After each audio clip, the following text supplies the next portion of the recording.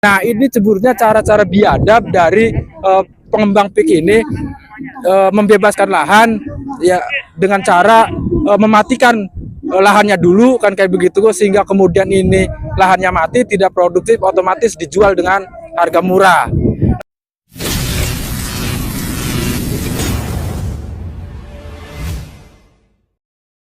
Ketika Gerakan Kedaulatan Rakyat Banten menggelar aksi di Desa Munjung, Kabupaten Tangerang, pada Sabtu, tanggal 1 Februari tahun 2025, mereka menyegel proyek pembuatan jalan yang dikerjakan pengembang Pantai Indah Kapuk 2 atau PIK 2 di desa itu. Proyek ini bermasalah karena lahan yang dijadikan jalan adalah sawah produktif milik warga yang diuruk tanpa seizin pemiliknya agar dapat dibeli dengan harga murah. Seorang warga desa Munjung bernama Heri yang merupakan aktivis dari Front Kebangkitan Petani dan Nelayan, membeberkan bagaimana hal itu bisa terjadi. Dia bahkan juga mengungkap modus lain, pengembang PIK 2 untuk dapat membeli lahan warga Munjung dengan harga murah, yakni dengan menguruk sungai yang mengalir di desa Munjung, yakni Sungai Kalimalang. Nah, ini sebetulnya adalah akses jalan untuk PSN PIK 2, ya kan? Nah, di sini kita lihat tanah-tanah warga sebetulnya yang produktif itu sudah diuruk. Jadi sawah tadinya ya? Sawah tadinya nih. Nah, proses pembebasan itu dengan cara merampas. Gimana merampasnya? Nah, cara merampasnya yaitu tidak ada konfirmasi ke pemilik, sudah diuruk dulu.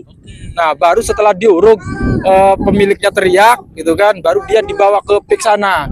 Ya kan, dikasih DP 30 juta yang sampai hari ini belum selesai pembayarannya. Baru dibayar berapa? 30 juta. Ya, rata-rata 30 juta masing gitu. Tapi belum dibayar semua belum? Belum dibayar. Artinya itu juga karena terpaksa. Karena kan ditakut-takuti dari sini kan, artinya mau atau tidak mau ini sudah diuruk kan kayak gitu, daripada nanti pembayarannya dititipkan ke pengadilan katanya begitu kan. Ya, alasannya seperti itu. Akhirnya masyarakat kan karena anggapannya ini adalah proyek negara gitu kan, jadi ya mau aja sebetulnya terpaksa gitu tuh, tidak rela gitu kan, apalagi dibayarnya juga dengan harga yang tidak sesuai gitu kan. Nah, terus sampai ke sana itu nanti ada empang-empang di sana tuh Pak. Yang sekitar 2 kilo ke sana itu lahan tambak. Nah, di situ ada kali namanya Kalimalang, Kalimarang Muara Selasi. Nah, itu sudah diuruk sekitar 2-3 km. Sudah diuruk. Itu lebarnya sekitar 20 meter, cukup lebar. Sungainya itu sudah diuruk. Sehingga setelah diuruk, tambak-tambak yang ada di situ kurang lebih 600 hektar itu terancam tidak produktif karena tidak ada sirkulasi air di situ kan. Karena tidak ada sirkulasi air, salinitasnya juga kemudian tinggi. Otomatis ikan-ikan yang ditanam di situ, yang dibudidaya di situ, itu juga mati.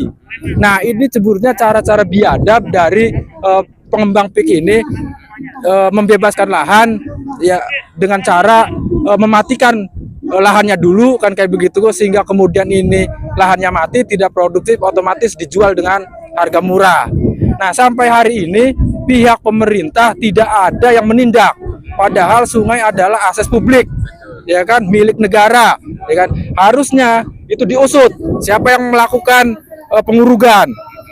Ya bukan siapa, kita sudah tahu yang melakukan pengurugan adalah PIK 2, pengembang PIK 2 atas nama PSN itu. Kepala desanya nggak ngerespon. Nah, kepala desanya nggak merespon, bahkan staf desa katanya tidak tahu itu siapa yang menguruk. Padahal sudah jelas ini proyeknya siapa, kan kayak begitu. Persis seperti pagar laut. Ada juga di sana dengan perbatasan desa Kerunju kan di sana itu, ya kan. Jadi sungai ini muaranya di Kerunju sana Pak. Nah, di sana itu bahkan tanah aset desa Kerunju itu juga sama diuruk. Nah, apakah itu dijual tanahnya? Nah, masyarakat desa Kerunju itu tidak ada yang tahu.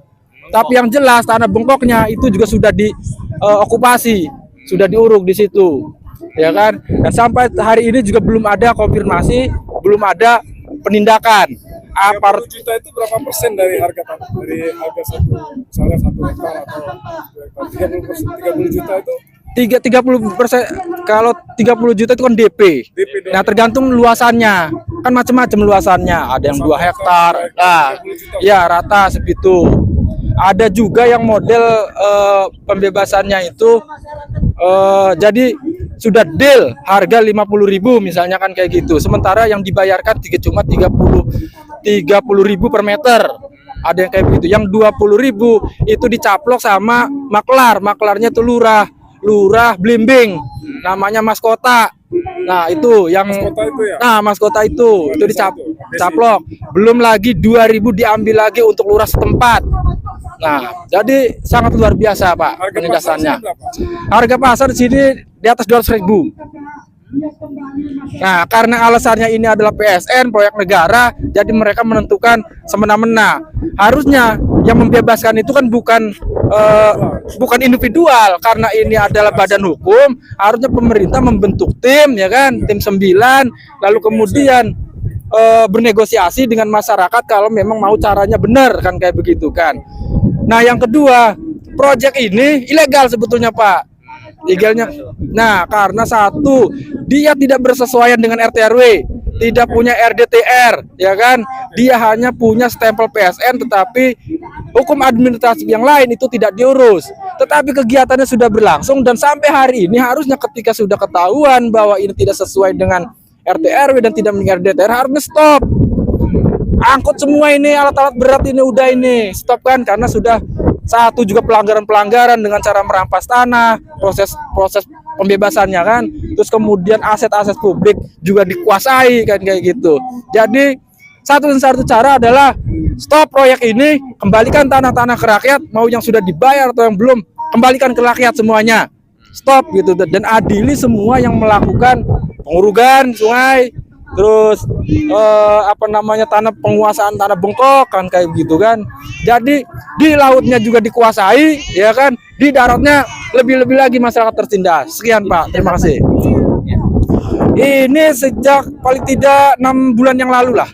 Ya, setahu saya 6 bulan yang lalu ini. Jadi dia mau bikin jalan ini ke laut. Nah, ini mau bikin jalan. Jadi kan kalau plottingan PSN-nya itunya kan adanya di Keronjo sana, Pak. Plottingnya yang tanah lindung, hutan lindung. Nah, ini akses jalannya nih, ya kan. Jadi bohong kalau misalnya ada yang bilang bahwa PSN yang kemudian Tropical Coastline itu belum diapa-apain. Bohong. Yang 1.500 ada masuk sini nggak? Ya. Tropical Coastline-nya ada masuk? Ada, itu adanya di Keronjo sana, Pak, hutan lindung. Yang hutan lindung itu? Hutan lindung ada sekitar ya. Kalau tidak salah itu 700 hektar. 6, kalau yang di Keronjo itu 600 hektar. Okay. Ya kan? Jadi ini 1.500 hutan lindung itu terbagi menjadi 5 titik. Ya kan? Keronjo. Ada di Keronjo, ada Kohod, Kosambi sana gitu kan. Pokoknya sepanjang kalau nggak salah itu 2 kecamatan, 3 kecamatan. 5 kecamatan. kalau nggak salah ya. 5 meliputi itu. Nah, yang terbesar di sini 600 hektar nih. Nah, ini yang akses ini itu untuk menuju jalan ke Tropical Coastline itu. Nah, sementara model pembebasannya itu nggak jelas apakah ini termasuk PSN, apakah bukan, itu tidak jelas, ya kan? Karena PIK 2 sudah membebaskan sawah-sawah di sekitar ini. Nah, Sebagian, seberang sana juga daerah ini sebagian. Nah, sebagian sudah dibebaskan. Cuma kan PIK 2 ini dia membuat cangkang-cangkang perusahaan, layer-layer, calo-calo gitu tuh. Nah, anak-anak perusahaan, calo-calo. Jadi dia kolek semua dulu ini lahan-lahan kan gitu dengan sistem DP, lalu kemudian surat-suratnya dibawa gitu kan, padahal belum lunas, dititipkan ke notaris, dicuci dulu di situ tuh. Baru kalau sudah bersih, baru tuh PIK yang kemudian sebagai penampung perampas tanah ini. Ya, seperti itu. Mas, tanah yang di kiri kanan ini juga nanti akan terdampak juga. Jelas terdampak karena kalau hujan kan sini banjir nih.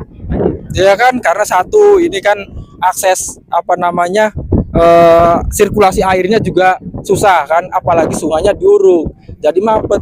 Jadi kalau desa Muncung itu terancam banjir kalau hujan. Maksud aku ini nanti juga akan dibebaskan juga. Dibebaskan juga oleh PIK 2. Iya, akan dibebaskan kemungkinan iya, karena pengembangan PIK 2 itu kan 30.000 hektar untuk 30.000 hektar untuk Tangerang saja. Sampai ke Selat Sunda. Kalau sampai ke Selat Sunda itu malah 100.000 hektaran. Nah, Tangerang saja itu perencanaannya 30.000 hektar. Nah, untuk PSN PIK-nya itu 1.755 hektar, ya kan? Nah, cuma yang 1755 ini dengan stempel PSN akhirnya mengganyang seluruh lahan-lahan yang ada pengembangan di sekitarnya dengan alasan apa? Mereka kan jadikan jubah. Nah, topeng seolah-olah PSN ini dia bisa merambah sesuka hatinya seperti itu, Pak. Jadi berdasar informasi dari banyak masyarakat di daerah ini, saya pikir memang pemerintah sudah harus bertindak tegas karena lahan-lahan di sini belum dibayar lunas, masih DP sudah ditimbun begini, kemudian alat berat ini semua bekerja tidak mengikuti aturan. Aturan bupati kan ada, seperti saya katakan tadi, mereka kerjanya malam hari tapi dari pagi sampai sore mereka kerja, dan legalitas kerja mereka, perizinan mereka kerja ini juga nggak jelas. Perizinan dari mana? RT RW-nya kan nggak tahu kan? RT RW nggak tahu, yang tahu cuma kepala desa. Jadi memang dari banyak hal memang PIK 2 ini terlalu banyak pelanggaran. Oleh karena itu memang wajar kalau masyarakat di kecamatan ini dan di seluruh Banten yang terdampak dengan PIK 2 ini menginginkan ini dibatalkan dulu, dievaluasi dulu oleh pemerintah pusat, tidak lagi di tingkat provinsi atau kabupaten. Gitu.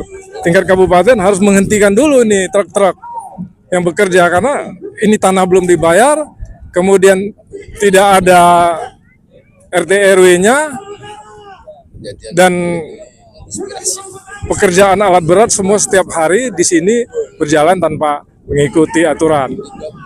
Saya pikir kita harus objektif lah melihat persoalan PIK 2 ini. Memang ini pemerintah harus tegas, harus di stop dulu, harus dihentikan dulu semua pekerjaannya, termasuk yang di PSN Tropical Coastline juga harus dievaluasi kembali. Apakah itu Tropical Coastline itu sebagai PSN yang memang dikepreskan, di PP kan, itu untuk diteruskan bagaimana nantinya? Pemerintah harus melihat apakah itu diteruskan oleh PIK 2 atau memang diambil alih oleh pemerintah. Saya rasa memang harus pemerintah yang menangani persoalan ini, termasuk PSN-nya harus ditangani oleh pemerintah, harus dikerjakan oleh pemerintah. Ya BUMN kita kan banyak bisa bekerja. Nanti kalau sudah jadi daerah wisata tropical coastline, ini bisa ditangani oleh BUMD setempat, oleh BUMN pariwisata juga saya pikir. Jadi memang harus dievaluasi PSN-nya, PIK 2-nya harus di stop dulu sampai ada kejelasan dari segi status legalitas pekerjaan mereka ini. Apalagi sebagaimana dikatakan Mas ini, dari harga 200.000 turun menjadi 40.000, 50.000, itu luar biasa. Itu saya pikir itu udah kejahatan. Bukan hanya pelanggaran, itu udah kejahatan, udah korupsi besar-besaran di situ, banyak yang terlibat di situ. Barangkali begitu, Mas.